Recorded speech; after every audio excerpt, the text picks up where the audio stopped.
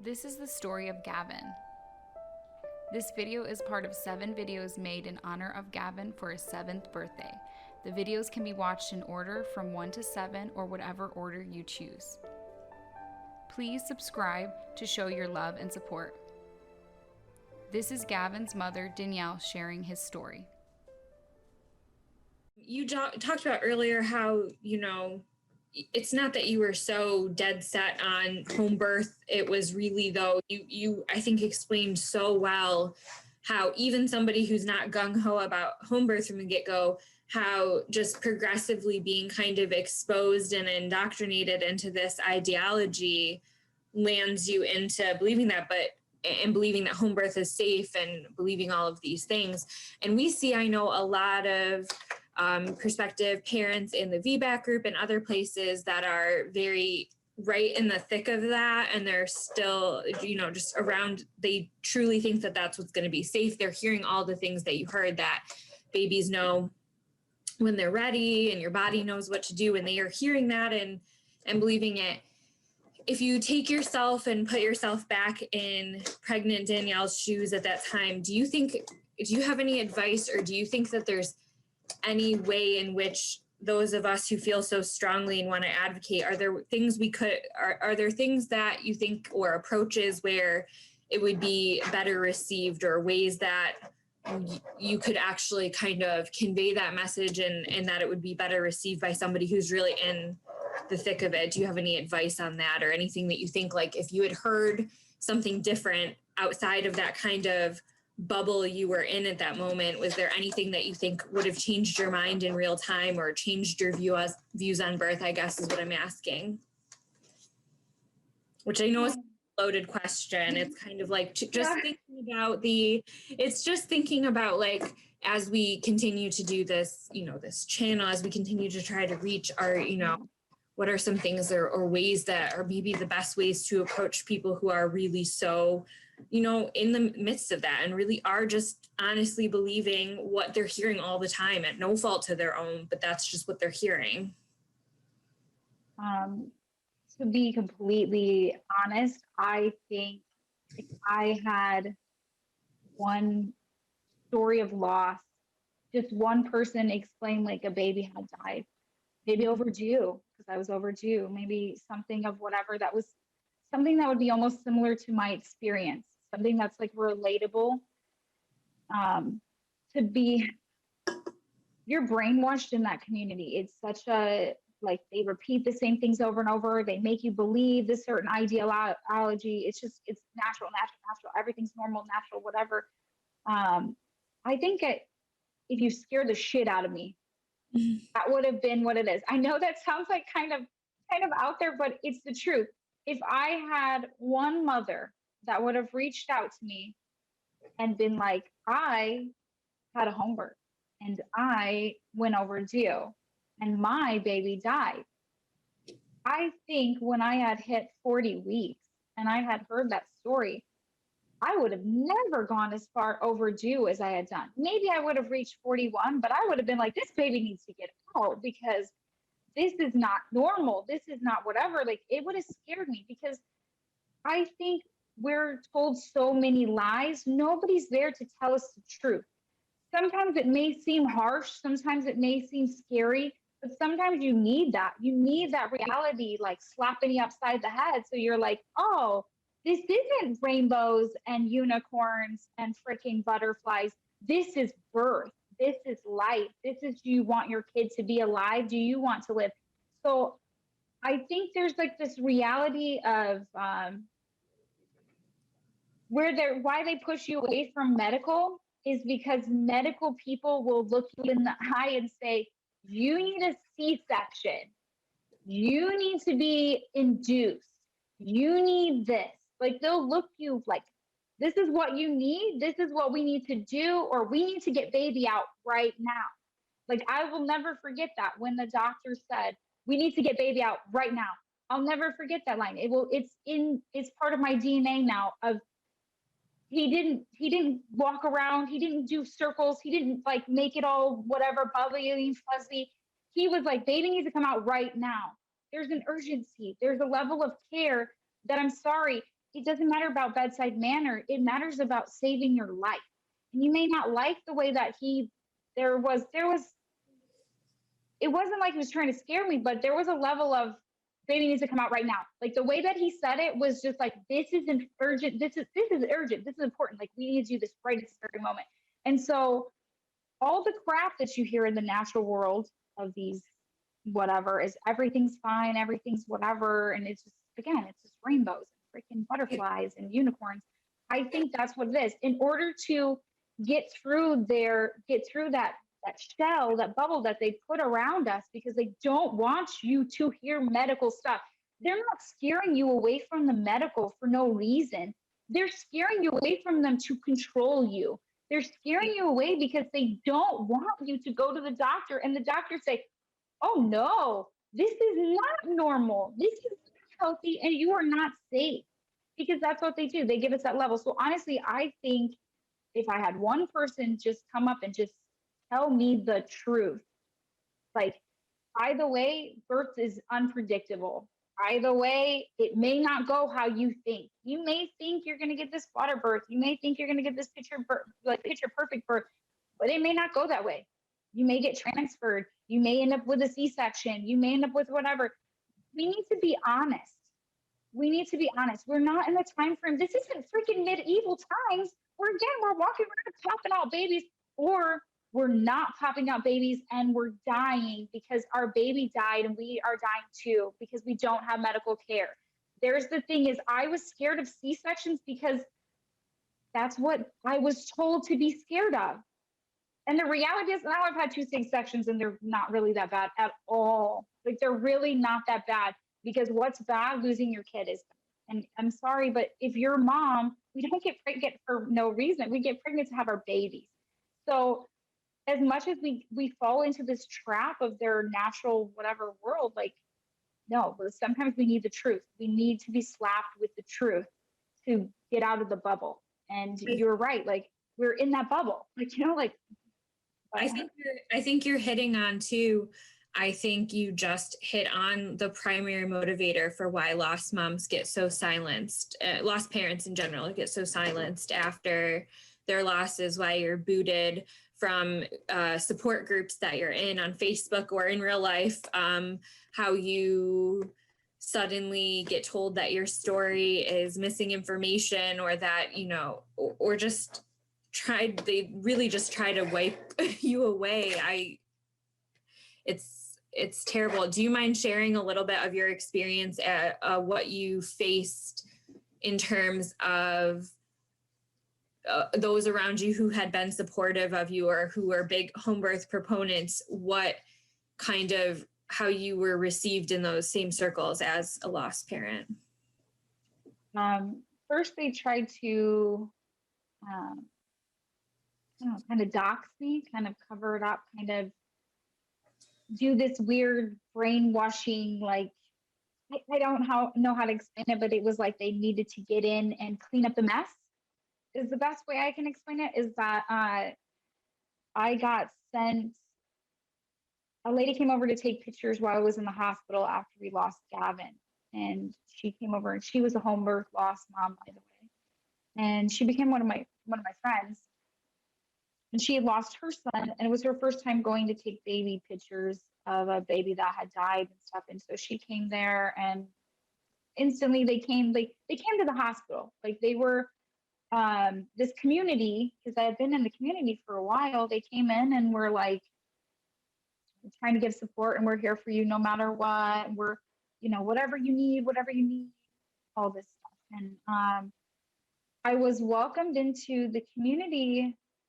Believe it or not, the community has a lost group. And I went to the lost group that was run by a nice lady, but I think she might have had a miscarriage or something like that. I'm not really sure. She had a loss. And we went, and there was the girl that did the photography, and there was another set of parents there that had lost their baby. And the head lady of the community, she was there with the lady that was going to be my assistant.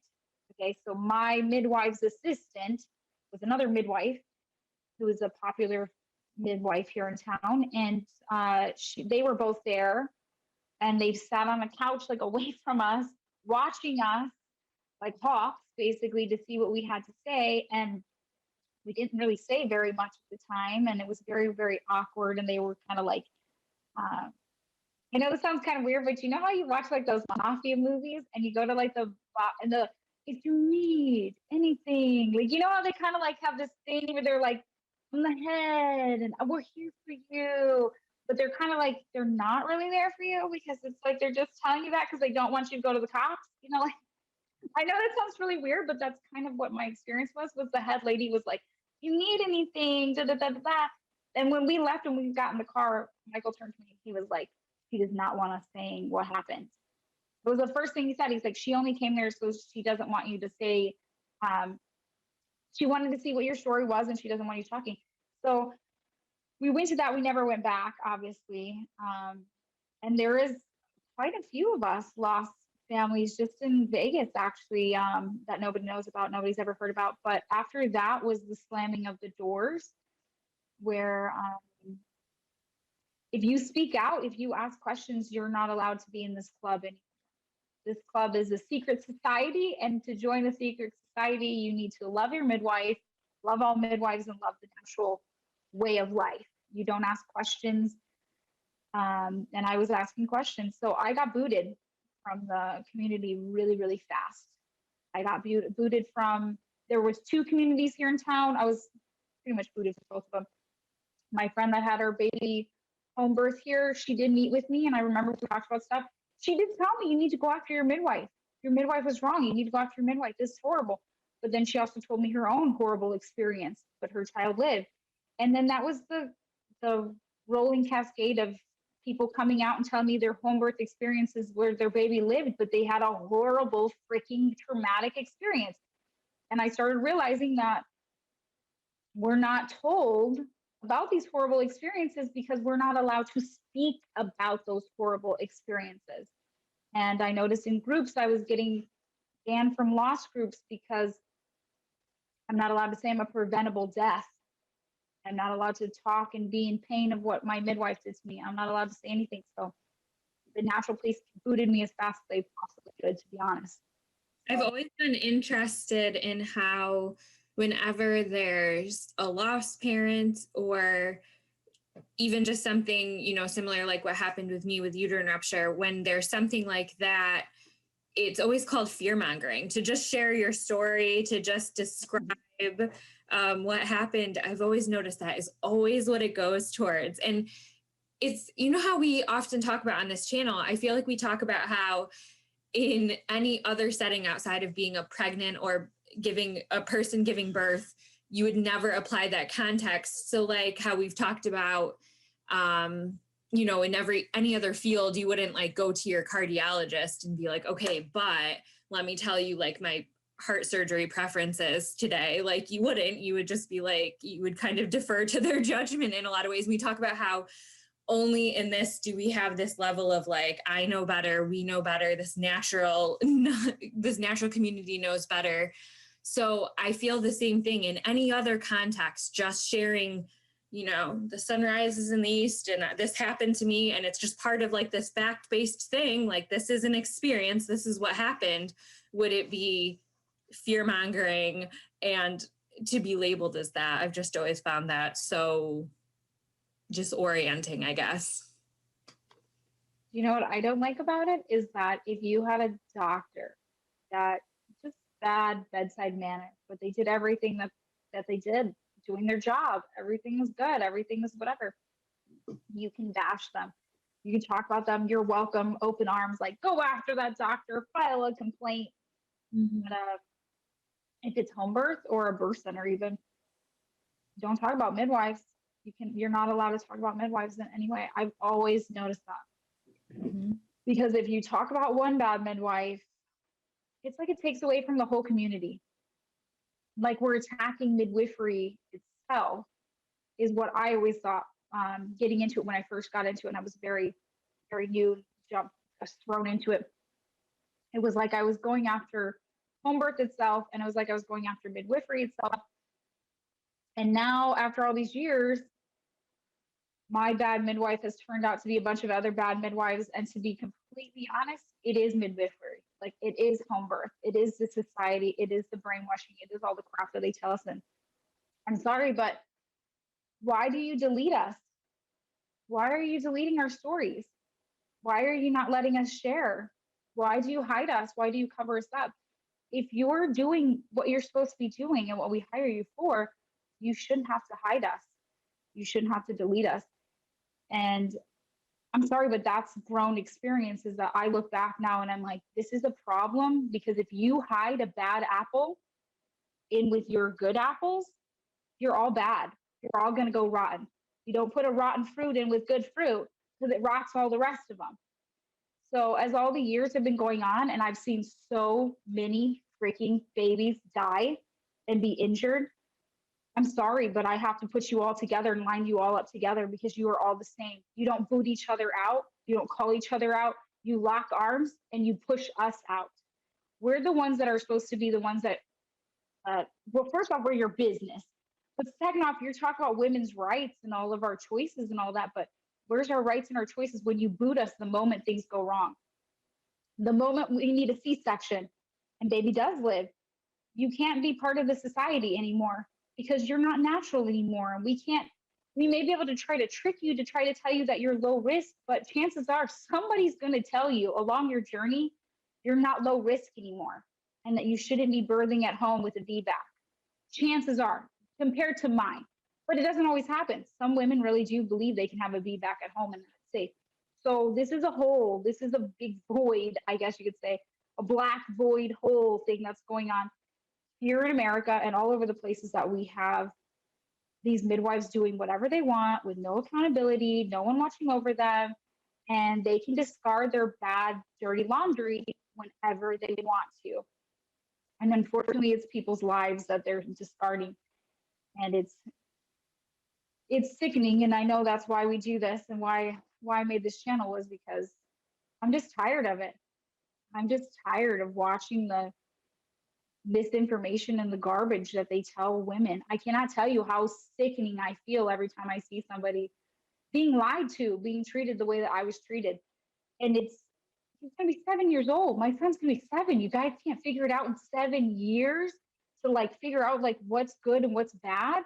I know your training's not that good, but you should know from all the baby deaths. You all talk to each other. Like, come on, you know about us. We're out there, especially with COVID, because I know for a fact there's a huge rise of baby deaths happening right now just from last year. So many people chose a home birth or a birth center birth thinking it was safer than a hospital trying to save their families. And we have such an increase of baby deaths. I don't even want to tell you how many mothers I've talked to in the past week because it will make you sick of how many mothers just in the past few days that I'm in contact with because they lost their baby for choosing a home birth thinking it was safer. It's not safer. It's dangerous. This is dangerous. And I'm so disgusted by it. I can't even tell you how disgusting this is. And I'm really sad that this is part of our society and the part of what's been going on. And I don't know how to make the changes or who we need to talk to or whatever, but this is really sad because we're supposed to be a community taking care of each other. You know, we're supposed to be one of the greatest countries in the world. And we have babies dying all the freaking time. Unnecessary. Like they shouldn't be happening. And yeah, babies die in hospital. Yeah, I heard that one. Okay, but babies are dying the same way as they've died from me or other women. Like it's different. So anyways, I'm sorry. I'm really mad. I'm not gonna lie to you. I'm really mad because I'm tired of talking to women that have lost their babies. Not that I'm tired of those women. I love them and I love their families. I'm tired of people doing this to these women and these families. That's the reality. I'm so tired of it. Get your crap together. Do whatever you got to do to learn some stuff and take freaking transfer and do testing yourself. Do something to act like whatever you got to do. I don't know what it is, but I'm just mad. I'm so mad that this is happening.